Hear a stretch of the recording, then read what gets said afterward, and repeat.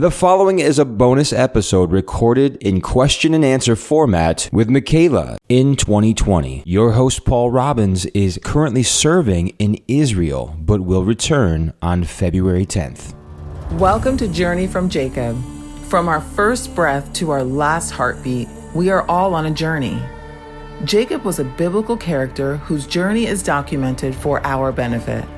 Like all of us, there were unforgettable moments along the way which required decisiveness.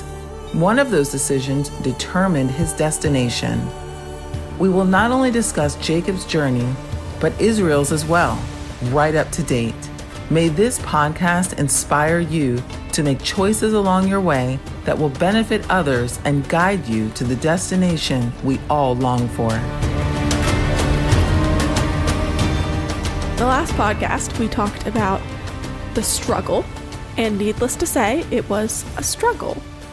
I don't know that it came across that way to listeners, but after that podcast, we went to go ahead and move on, and we're listening to it over again at the end. And we came upon this issue that was, it sounded like I was saying the struggle was equal to salvation, that was a salvation moment. And that led us into a lot of questions and struggles, and we ended up talking for about 3 hours about this.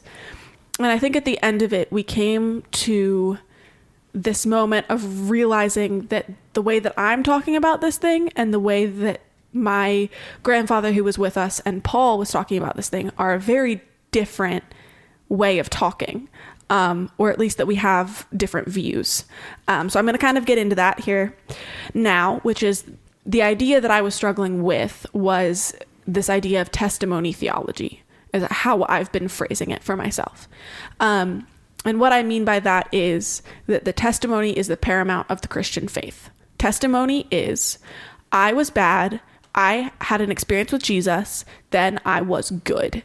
Good meaning I'm supposed to be all of these things at this point, almost like a religious good. I'm good enough now that I need to do all of these correct things. I've had this conversation with a lot of people since then because I've been struggling through it myself, maybe very similar to Jacob's struggle. And as I've had this conversation, I've been dismissed by more adults than I can possibly count. Mostly, I feel that as I've had this conversation, adults have heard me and said, no, like, you're wrong, testimonies are correct, whatever. And as I've spoken to kids my age and to youth, I lead and work with quite a few different youth in my area. And one specific time with a group of about 10 9th to 10th grade girls, I was speaking to them about this idea and some of the stuff that I was struggling with even as a leader. I don't know if you're supposed to do that, but I was. And they all agreed with the same struggle that I had, which was this idea that a testimony is faith. Testimony is Jesus. The idea that you're bad and then you're supposed to be good. And this supposed to be good, as far as I've kind of digested it, leads to two separate paths. I call it the bad kid, good kid path. So you are bad, you have an experience with Jesus, and you say yes to him, and then you choose the bad kid or the good kid path, which is you hear, Jesus saves me, I'm fine. You're supposed to mess up at this point. Adults say all the time, like, it's fine, you're going to mess up after you're good now, but you're going to mess up and there's going to be struggle. And what they're trying to talk about is sanctification, discipleship. But what the bad kid hears, this has been me, is I'm good now and I'm going to keep messing up and Jesus is going to keep forgiving me. So I will just go ahead and do the bad thing because I'm good now. So it's fine. The good kid, I've also been this kid. I just got so mad with it that I became a bad kid. The good kid mentality from this point on is, okay, so I was bad, then I found Jesus, now I'm supposed to be good. So what does that good look like? I'm supposed to go to church. I'm supposed to read my Bible. I'm supposed to be loving. I'm supposed to be caring. So all these supposed tos. And I knew that I wasn't good like I was supposed to be. But I faked it because I felt like that's what everyone else around me was doing. It's like everyone else is putting on this good face as well. And clearly, because I can't manage to do this on my own, it must be a face for all of them. So I'm just going to join the Christian church mask the Christian church masquerade.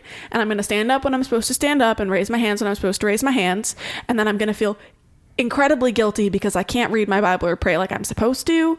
And I don't have like enough scriptures in my Bible highlighted. And it becomes this whole competition of who can be more spiritual. And you're trying your best to be the good that you're supposed to be. And then you finally hit this point of existential crisis, as is actually very common for people my age and younger, of, wait, what is the whole point? There is no purpose in this. There's no life in this. So I'm done. Jesus saved me and I know that. So I'm just going to go to bad kid theology because it works a lot better. It's quite a bit easier to just go like drink and party and do whatever I want and know that like I'm going to heaven, so it's fine. It's easier than like trying so hard to be good. So I'll just do that, which leads to more suffering and existential crises, because once you've found God, sin doesn't feel so good anymore. And so it just gets real messy. So Paul, this is kind of what I've come to from our conversations, as far as that's the place and the mentality and the theology that I feel in some ways that I've been raised in, maybe inadvertently. Most adults get really mad at me when I say that I was raised in that theology because they were the ones that raised me and they don't agree that I was raised that way. But I think that's what I was inadvertently taught. And I'm wondering what you have to say about it. Oh, that's quite simple, huh? Easy answer. I'm sure. Really. You really left nothing much to talk about. So let me ask you a question then. Yeah, of course. Are you happy where you are in Jesus? Mostly. And how do you describe yourself now? Without any previous teaching, how would you make up your brand new Mikayla? At this point in time? Mm-hmm. I would say that as of now, brand new Mikayla is mostly good, mostly resting in Christ, mostly peaceful, mostly doing what's right, but also greatly not okay, greatly still a sinner. And greatly still quite confused about what this whole thing is supposed to look like. Okay. So where do we go from here? Good question. I think that the Bible has a lot to say about this. And I agree with you. There's a lot that has not been said. And so we rest on certain portions of Scripture to give us credence to what we believe of ourselves. Everyone struggles with the same thing as a human being, because we are very complex beings. And I think when we try to look for this experience-centered testimony theology that you're talking about, we have a problem when we go into the Old Testament to find enough illustration to say, oh, this is a very defining point for certain individuals in the Old Testament, including Jacob. Last time we spoke about his wrestling match, which is a really important part of the scripture, because Jacob wrestles with the God of the universe, and God leaves him with this blessing that he was longing for. So he knew inside of him there was something missing. That's a critical element of the story. There was something missing in his humanity that he knew was offered to him because God gave the promise to his grandfather Abraham and then to Isaac that you would be blessed, and through you all the families of the earth would be blessed. So there was some component that was going to be human in nature but come from God. So it was going to be inserted from the God of the universe into the being of a human. Abraham first, then Isaac. But then he promised it that it was going to come through Jacob. The blessing was going to come through Jacob. We know this at the point where we talked about last week, that God had said it was going to come through Jacob, not Esau. But Jacob didn't have it. At this point in the story, last week when he wrestles with God, that was his whole point. God was saying, hey, let's just quit, Jacob. We've been wrestling all the way into the break of day. Let's stop now. And he said, not until you bless me. So he wanted it so much. Is that what made him saved, that he wanted it so much, that he struggled so hard, that he lasted through the night? Is that a salvation story? I don't think that's really what is the real primary purpose of that story. Whether he got saved that night or not is really not clear, if that was his moment in time. So what I want to say to you and to your generation is that there doesn't have to be a moment in time that defines when you become a Christian, when you become saved, when you become born again. I think that's a really helpful thing that we need to hear almost a couple of times, because a lot of kids of my age that are even interested in a podcast like this are kids that have grown up in the church. I would like to be blunt and say most kids who haven't grown up in the church probably won't listen to this, and also haven't stepped foot in a church probably ever. Mm-hmm. But kids who have are the ones that would be interested, and the ones who are struggling with this. And so you're talking, at least with my age and below, to a generation of kids who probably don't have a moment really, because they accepted Christ when they were 5. Mm-hmm. Accepted Christ. Right. If we're talking about that salvation moment that's supposed to be this big testimony, that happened when they were 5. And they've also probably started wondering why the heck things weren't different. And then if they were a good kid, they probably didn't do anything quite wrong through high school. But if they were a bad kid, air quotes on both of these, right, they probably ran off and did all this bad stuff. And so now they feel like they maybe have a secondary testimony. And what does that mean? There's a lot of things that start coming into issue when you are raised in a church, and you're like, I wasn't 30 on the floor of my own house when I had kids and decided to find Christ. I've grown up in this. So what do you mean a testimony that is when I was saved? Like, I don't have that. Am I wrong? Was I not saved? What's going on? This whole schizophrenic thing you've kind of mentioned a couple times, not on the podcast, but to me personally, of the questions start getting schizophrenic. It's like, what does this mean? Am I saved? Is everything okay? Start twitching a little bit. So, I mean, these are really valid questions. I would say that, number one, the Old Testament is not going to teach us moments of salvation. So if we're looking for that in characters in the Old Testament, we won't find it that way. It might seem that way, and sometimes, but not. But the second thing, but this is even actually the primary thing, is that Jesus came to save sinners, right? That's clear. This is the Bible, from the New Testament on, it becomes very clear. But Jesus is introducing concepts that were confusing to them. Now remember, the first time he said anything about being born again was to Nicodemus, who was a teacher of Israel. He was a member of the Sanhedrin. He was supposed to know things that most people didn't, because he was trained in not only Jewish thought, but biblical thought. So he had the background of the Commonwealth of Israel, but also this strong biblical teaching that his whole life was centered around.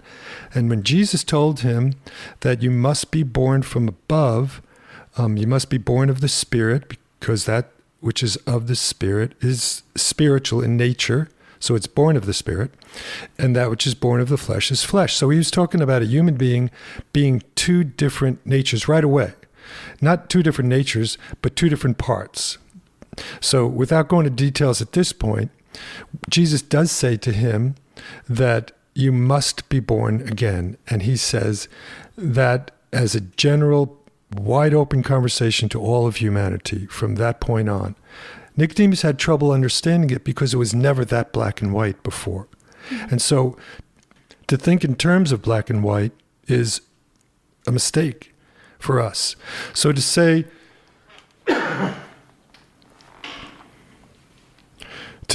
that a person has to have an experience in order to be saved is not valid. It's not biblical. There are people that have an experience that is identifiable in time, and there are others that don't. So like you're talking about this 5-year-old who had this love affair with God from that age and doesn't remember it ever stopping, always loving and respecting, wanting to please God because there was something inside of her or him that was geared in that direction, is a good to me, that would be a factor in saying, well, this child has come to faith at an early age. When, we don't know for sure, but certainly has lived underneath this banner of relationship from that point in time, or from the earliest we could ever tell. Jacob, he had an experience with God.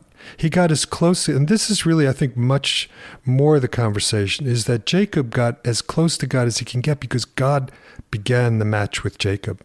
God's the one that started the wrestling match. And just think of wrestling. It's an embrace. You can't get closer to another person than in a wrestling match. It's just your sweat is his sweat, etc. It's a very messy human experience between two people, but it's intimate. And so in order for a relationship with God to start, it has to be relational. And so if we're going to talk about salvation, the experience is secondary to the relationship that we witness as a result of some point in time. So you would then say, with the whole Nicodemus example, that God saying you have to be rebirthed in spirit is also being born again into that spiritual relationship with God. Mm-hmm. Yes. So then that kid who was been raised in the church, had that relationship start basically when they were little and has always lived in that, even though they don't have this big moment, are obviously clearly saved. Right. Okay. And they could have the confidence. I think that's what's missing, is the confidence. Because as far as I can see in my generation, kids who have always had Christ eventually have to get to this point of, wait, this has been happening since the beginning. But every single time I go to church or youth group or a big conference, they're telling me to rededicate my life or get saved again. And that's all I hear is get saved again, or, rededicate or get saved or whatever. And all these kids are like, but what comes next? And there's no teaching of what comes next as far as I've seen in my limited experience. There's not much teaching for these kids about what comes next. So they eventually start to question if it ever happened. I started to question if it ever happened. And I remember specifically throughout my years in high school crying, literally, because I wanted God so badly, but I had no clue how to get to him. And people say, read your Bible, pray. And I'd say, but they're just empty words on a page. Like I try, I read, I do whatever I can. I talk to him if I can, but there's nothing there. There's no breakthrough. I don't know what I'm supposed to be doing. And all I'm hearing from church people is, well, you're saved. It's fine. You're good. Right. Or get saved and then you'll be better. Right. Well, the Bible makes it very clear that there's none righteous but God. There's none good but God. I mean, those are conversations that the prophets had. Those are the conversations that the New Testament records and repeats. There is none good but God. So if we are trying to say that I am good, and, we have the expression, how you doing? Oh, I'm good. You want a cup of coffee? No, I'm good. I'm like, so I didn't ask you if you're good. I asked you if you want a cup of coffee, but you brought in the conversation that you're good. So we have this very casual conversation about what good means. But a very interesting thing happened to Jesus when he was met by this rich young ruler who had everything going for him. The disciples were like, wow, this dude is coming. He wants to be part of our team. This is amazing. He's got everything in life. Welcome him, Jesus. And he comes to Jesus and he said, hey, we kind of recognize there's something very special about you, good teacher. What must I do to please God? What good thing do I have to do? And he goes, why do you call me good? There's none good but God. Now, was Jesus saying that he wasn't good? Or was he saying that he was God? Because there's none good but God. He never said, I'm not good. But he did say that there's none good but God. So in essence, he is literally saying that, hey, I'm God. Well, if I'm good, I'm God. Exactly. So that's in math, right? If A equals B and B equals C, then A equals C. So we learned that, right? In algebra. If you call me good, then you're calling me God. Exactly. And there's no one else but God that's good. So what do you mean when you say good? Right. Yeah. But everyone thought of him as being good. But at the same time, he went away sad. So why would a good man go away sad? Because Jesus kind of put into the test, have you really done all the things that Moses commanded you, like you said you have since you're a kid? So he was saying that I'm good. I've always been in the church, quote unquote, air quote, as you say. Yeah. So he was one of those kids thinking that he was good, but still he came to Jesus because he knew that there was something missing inside of him. And this is the point that we're trying to make, is that when you recognize, no one has to tell somebody that they're born again. So there's something inside of you that is qualifying you in a relationship with the God of the universe that you know is your own, that's no one could take from. But because we're products of our environment, we're products of our teaching, our growing up experience, many, many things, we're complex, our lives are very complex, then it's easy to get confused along the way. Being a Christian also has the added element of you have an enemy that the world does not have. And that's Satan, the serpent. He shows up in the beginning of the story. We can never dismiss him from our story because he was given a place from the beginning, because of the fall of man, to be able to bruise the heel of the seed of the woman, which is Eve. So it's hard not to go back to the beginning, but in order to understand the story properly, we do have to go back to the beginning because we're all products of what happened in the beginning. So when God, when they didn't do what they were supposed to do, was one thing. There was only one do not do, which was eat from the tree of the knowledge of good and evil. So because they took a bite of that fruit, both of them, they were both there together, they took a bite of that, then they the cause of their consequence was their disobedience. They didn't choose their consequence because God didn't really delineate it. He just said, you will die. In dying, you will die. It literally means that if you eat of the fruit of this tree, you will die. Now, it sounds like they were going to fall down dead, but that's not what the word means. It means that in dying, you will die.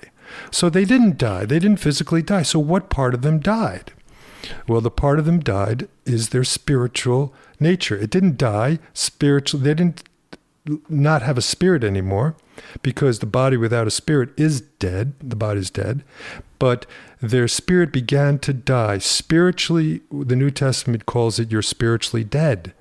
So the spirit that cannot function anymore in communication with God like it once did. That's what happened to Adam and Eve. Remember that God made all the creatures of the world, fish, birds, everything. But there's only one of his created genius that was breathed into, and that was Adam, and from Adam, Eve. So Eve was within Adam. God breathed into Adam and gave life to them. It was spiritual life. That's what made the difference between Adam and Eve and the animal world. They had a spirit. The animals have a soul, but not a spirit. When I look in my dog's eyes, I'm looking deep into my dog, but I'm not looking into his spirit. When I look into your eyes, I see there's something spiritual there that my dog does not have. Now, people get upset with that, but I love dogs, but he still doesn't have a spirit. You know, he has a sweet soul, and sometimes not that sweet, but he does not have a spirit. So when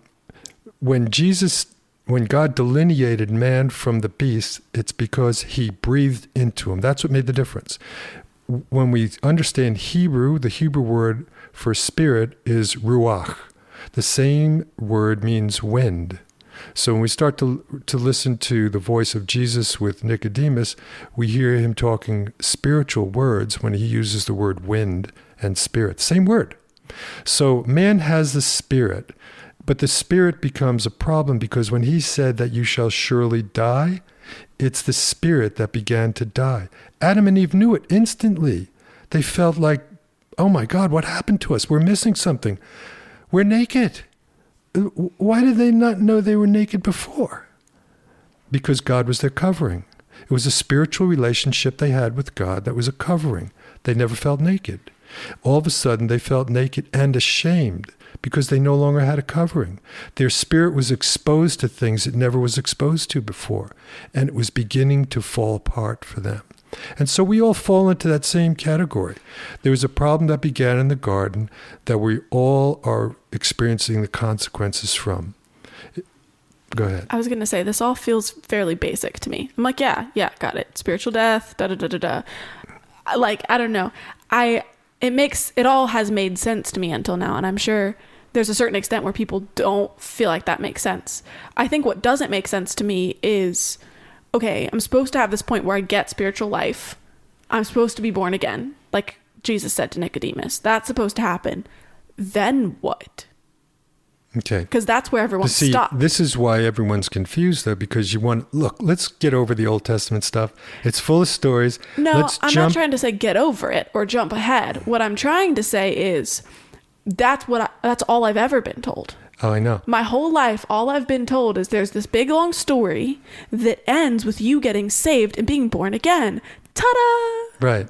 But see, this This is really the problem. We take a javelin and we throw it as far as we can over the Old Testament into the New Testament, and with both feet on the ground, like a high jumper, a pole vaulter would be better. And, we just jump into the New Testament. Jesus is just born in the manger. Let's go for it. And now it starts. But if we miss the whole story that builds up to this, which is a story of struggle. It's a consistent story of human struggle. And so to think that struggle ends in the New Testament, this is what unfortunately has been portrayed in churches too often, is that, hey, you're good to go now. You came to the altar. Didn't you come to the altar? I saw you here like 6 months ago. Weren't you? You're born again. Go for it. You're good to go. But that's like saying cast out the entire story of the Old Testament and say it's invalid, it's irrelevant, because now we have Jesus and we're good to go. But then we have this, it's like if we saw spiritually, when we came to church, we'd see all these people coming in wheelchairs and crutches and walkers, and spiritually that's what they look like in God's eyes. They're limp, they're laming, and they can't hear and they can't see, because we don't have the same discipleship experience, which you talked about briefly, that the disciples, the first time we hear about disciples is with Jesus' disciples. And they had an experience with him. What was that all about? And so if we see, did Jesus say, okay, you're born again, next, you're born again, next, you're born again, you're born again, and just go through all of Israel? Everyone just comes to the altar. They hear this Middle Eastern music behind them, and they get saved. And now, fill out this card. We'll contact you sometime in the future. And clearly not, but that is often what it feels like the church has presented me with.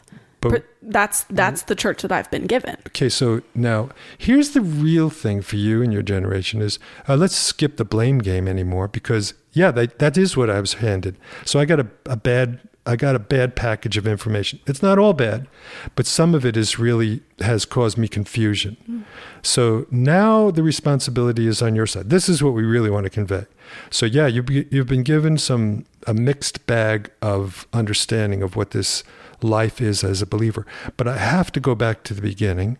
When Adam and Eve, we're going to say that they're the first human beings, but we're also going to say they're the first disciples, because now they have to learn a new way of living in the struggle. They didn't have the struggle before. So this is where we all identify with the first Adam and the first Eve. They began the struggle, and God introduces the struggle with Adam. He says, okay, Adam, you're going to struggle with making a living. It's going to be tough for you. These roses that you used to give Eve all the time, now they're going to have thorns on it. When you pick a rose, it's going to make you bleed, Adam. When you pull garden vegetables out of your garden, you're going to fight mosquitoes that bite and weeds that are overgrown, things like that you never had before. It's going to be a struggle for you, Adam.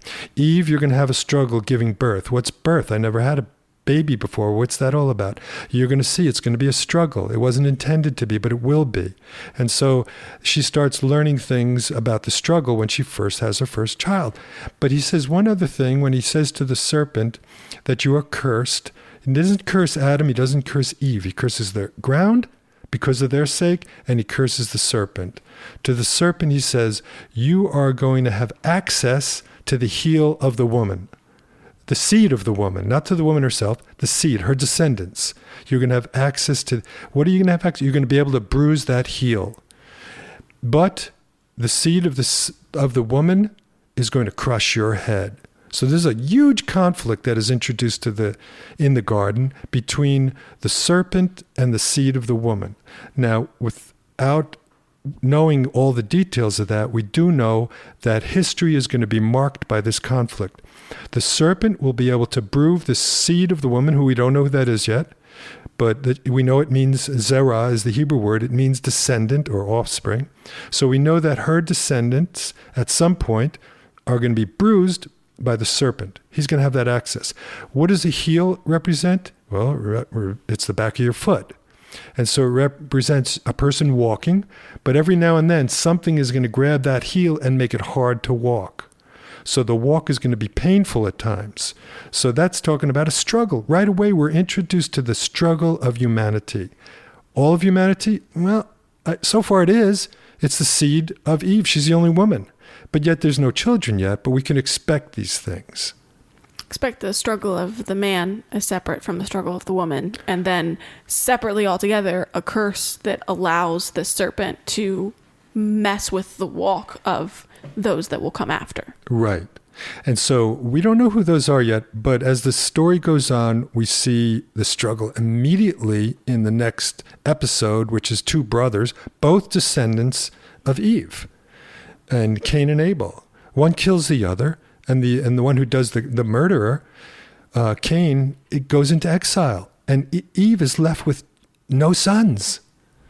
And the next story we see that shows up, the major episode, is that she's pregnant again, and she's going to give birth to a boy. She realizes he's a boy, and she names him Seth, and she says, perhaps he is the appointed one, because it wasn't Cain or Abel. Abel died, and it wasn't Cain.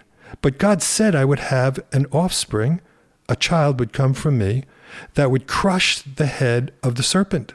And he has done so much damage so far, I'm ready for my son to crush his head. And I'm going to name him Seth, because Seth means appointed. He is appointed to do it. Well, it wasn't Seth. We don't see the enemy crushed.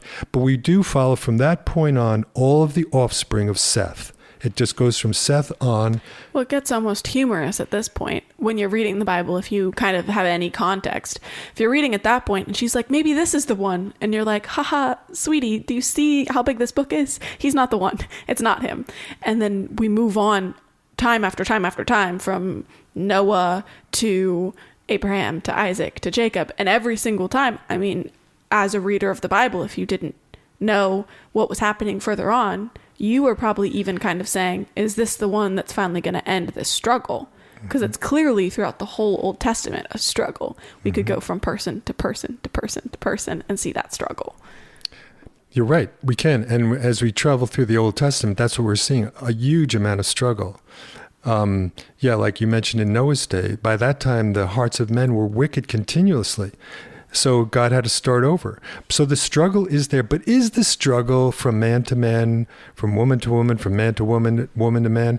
It's a human struggle in a degree, but it's a spiritual rooted struggle. Because the serpent, we learn later, is a spirit. He's an angel. He's an angel that fell, just like Adam fell. And he's getting back at God for God casting him out of heaven. And this is his vision, is to get to God through his creation, the creation that he said was good, incidentally, right from the beginning, but it didn't stay good. So we do have a big issue about what good means, but it's a spiritual conversation that we have to have in order to understand what it is in the very foundation of it, the root of good. So we see that man and God can have a relationship. We see that happening with Enoch. He walked with God. And we see that the serpent is out to create a havoc in the world through the heart of man to make it wicked. And he's successful at it. So he's got limited capabilities, but he does have capabilities. And we could discuss that at another point, I'm sure we will. But I think it's very important to keep in mind, right from the beginning, what this discipleship thing we're calling about, it has to maintain its spiritual level in order for it to be understood in its fullest context. Because the spirit of man is the problem. Because remember, he said, you won't die immediately. Adam lived till he's like 900 something. So obviously that God did not mean he wouldn't have a heart attack and die. But in dying you shall die is what it says. So his spirit is dying. As his spirit is dying, His body is dying. There was no death before that. Death came after sin. So Adam starting to die, the dying process, the process of dying, is the same thing that we experience at a much more limited level in our time than Adam did. What do you mean by limited? We don't have as much time. That makes sense. One thing or thought that's coming to me out of all of this is, first off, it feels like this in no way answers my questions. And I feel like that's how God works anyway. Oftentimes the question that you have, the answer is a lot longer, a lot more complex, and a lot less of a seeming answer than it doesn't seem like the answer as you're listening. And I feel like that's what this is. I'm like, this isn't the answer. That's not what I'm saying. I'm trying to say, what next? And you're saying you have to understand that you're spiritually broken first. You have to get to that point. And as you're speaking and talking about all of these characters in the Bible, I'm immediately like, but jump to me, jump to Jesus. What do you mean? Like this part doesn't matter as much, which is what you were saying earlier, that we just keep getting taught to kind of throw this spear over the Old Testament and get to the New Testament. But I keep coming to this thought of, wait, you mean these people post Adam and Eve had spiritual life with God? And in my context of church right now, I'm like, wait, you mean they're going to heaven? They didn't have Jesus. How does that work? How could Noah go to heaven? How could Enoch go to heaven? I mean, it says that Enoch didn't die, but he went to heaven, but he didn't have Jesus. Okay. David, he's, this good king, or, both horrible and good, but of course we're not. None of us are good. But the Bible says he was a man after God's own heart. And I'm like, but he doesn't have Jesus. Could he have gone to heaven? And it's this continual concept that I think is quite flawed of the end goal being heaven. Yeah. And so, when Jesus was asked a question, he rarely answered it, very rarely answered it. He answered it with a question. And there's reason for that. And I think it's a really good way. It's his method of discipling. Okay. So you want answers. You want answers that are going to satisfy you. You want a drive-by Jesus. You want a 2% Jesus. Milk used to be measured in percentages. We don't do that much anymore. So there's like 4% was like really close to being milk, which isn't much milk at all. If it's only 4% cream. And 2% became the acceptable one. But skim milk was the one that if you were, if you just wanted like a little dab of milk to look like milk, but it really didn't taste like milk. So you're talking about a 2% Jesus, basically, is what you're looking for. Oh, I'm wanting a social media Jesus, I think. Okay. I read one of his posts. I'm like, oh, cool, he's doing pretty good. Just scroll right past. Yeah, right. You drive by Jesus. And so that's where we've come to the age of that, but it's unacceptable to God. So we can't expect to get the full Jesus when we have a drive-by mentality. I'm wanting to sit with you for half an hour and to have my questions and all the questions of those who are listening and probably as frustrated as me or more frustrated by how frustrated I am, to just have the answer that we're all going to have to just chill us all out. Well, I think that it has to be rooted in this fact that either you're made spiritually new or you're not yet spiritually new. So there's two different kind of beings in this world. Not so much Christian and non-Christian, but have you been made spiritually alive? Because in Adam, we were spiritually dead. If you're made spiritually alive, that means you have a capability of having this relationship with God that is enormous, that is endless, ceaseless. There's no limitations to it. So it's the experience that we talked about initially about being born again. The legitimacy of that comes from the spiritual life that proceeds from that experience.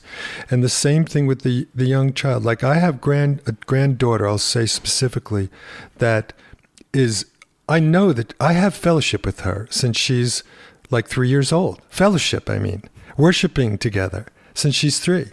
Now, I can't say that with all of my grandchildren, but I had that same kind of fellowship with her, which is very unique. Now, I'm not saying that my other grandchildren are not born again, but it just with her specifically, it was something very unique at a very early age that was identifiable that this girl's in touch with God. I want to have fellowship with her. She's not just cute, I just want to be around her because she has this love for God. that is sincere and real. So will she ever be able to say, "Oh, I got saved when I was, I was on the bed, I was in the bathroom one day and I was 2.5 years old, and I just had this experience," probably not. But that doesn't make her any less a child of God. Now she's 8 years old, and I still see this life in her, and I expect to see it on into eternity. But that doesn't mean she doesn't struggle. See, this is an interesting thing. I see now the struggles because the human side and the enemy, which we can never forget about, is out to bruise the heel. What does the heel mean? It signifies your walk. Remember Jacob? God touched his hip. And what happened to Jacob? It says that he never walked the same again. He walked with a limp. So literally, he didn't walk the same again. When we're walking as a human being, we're walking as fallen creatures. We always fall. Not every day, not every moment. We don't limp through life in a sense, but we have fallen capacity because of that nature. But when Jesus touches us, we don't walk the same anymore. We don't walk with this spiritual limp anymore. We walk, we take a different step. We have a high step. Our chin is up from now on. There's a difference in the way we live and move because of him, not because we're good. It's because of him, and he is good. So I think, to get back to the story, it's rather than pole vaulting, into the cradle where Jesus was born and see how cute he was and say, I want to be cute like Jesus. He was so sweet and every kind and never did anything wrong. So I want to be like him, and I want him to always be my friend, and go to heaven together. And then let's go on. We'll settle that. We'll go on living and doing whatever that takes to be as good as I can be and be settled in that way. And to me, I think what you're saying isn't the thing that anyone actually wants. No. That's the problem. Okay. I think we keep getting told that that's what we want, but it's wrong. That's not what I want. I don't want an easy life. I don't want everything to be perfect. I'm just told that's how it's supposed to be, and why is it not? And I think what you said answered that fairly well, which was there's a difference between spiritual life and spiritual death. And you who are spiritually alive and you who are spiritually dead. But being spiritually alive means generally a struggle, or that there will be struggles. There always are struggles in life, but specifically a struggle that makes you not walk the same again, that you won't walk the same, and you will continue to experience struggle, as in the struggle doesn't ever quite end, is at least the way that I'm hearing it. But there is a difference in the way that you walk. Mm-hmm. Definitely. So let me make something else a little bit more clear. So if we are a spirit being, we got this down, right? Mm-hmm. All humanity, because we proceed from Adam. So we have this spirit God has given to us. And that spirit needs redemption, right? Because it's spiritually dark. And that's why we see good and evil, But where does it come that some people seem to be wicked or badder than other people? And some people just seem to be, they should be good enough to go to heaven. It should just because of their behavior. I mean, we measure by the way we see people. So the confusion, I think, takes on maybe a new level of education, something we need to learn about this struggle. Because how do we go from the spirit to the natural? Because we all live in the natural, right? We live in this world. We see each other, touch each other. So this is the world we live in. We don't see the spirit. The things that are spiritual are not seen. And the Bible makes that very clear. It says that. So what is man then? If he's a spirit and he's natural, how does the natural part affected by the spiritual part? Well, there's one other element of the human nature that needs to be discussed, and that is the soul. So the New Testament says that we're to be sanctified body, soul, and spirit. So there's 3 parts to us. Some would say there's only 2. I would disagree. I think it's really important what the Bible says about us and stick to it. It says that we are body, soul, and spirit. So then we have to say, okay, well, what is this soul thing about then? If it's different than the spirit. Well, the soul and the spirit are very close in nature. The body's clearly different. It's our mechanism. We take away the heart of the brain, and the body doesn't function. It looks the same momentarily, but it's soon to decay completely. So what then is the function of this third piece of information that you're telling me? This third mechanism, if you will. What does it do? What is the soul's function? Well, the soul, like the spirit, is capable of thinking, it's capable of feeling, and it's capable of making decisions. So within our soul is what we would call heart and soul. We kind of separate the two, but really the heart of the man is within the soul. So we are capable of feeling and thinking and making decisions with our soul. So if we are made of spirit, soul, and body, then the body is the part that's really the least important, because it fades and dies. The soul of man, we're told later on, returns to God. It's the spirit that becomes made alive when we're born again. So the spirit is what God is tending to. When he speaks to this Nicodemus at night, he said, "You must be born of the Spirit." And why is that? Because your spirit needs to come alive in order for you to have a clear communication, conversation, and way of living. So we are going to end really soon. Yeah. But I think this is really a good place to end, because what happens next is really what's critical to who we are. Is it a matter of becoming good? Is it a matter of being good? Is it a matter of that God is good and God lives within me and therefore I am good? These are questions I think that may still need to be answered, but I'm going to leave. What gets me to the place that I'm good? I often don't even struggle with that. I just struggle with what's next. Okay, I'm good. Fine. I guess I had that moment that I was supposed to have, and I'm spiritually born again, or not, or what does that exactly look like? But how do I move forward if I believe this? The Bible says that if you believe in your heart that Jesus is Lord, and I'm struggling with scripture now. I love that. Believe that Jesus is Lord and say that God raised him from the dead, and basically believe in who he is, that you will be saved. And I'm like, got it. I did that. I know that. Not even just a check marked box. Like that's not what that means to me. It's something deeper. But I don't know how to move forward, period. Nobody's taught me how. And I haven't found much basis in the Bible personally beyond you will struggle and you have to become XYZ to really help me move forward. So what's next? That's my question.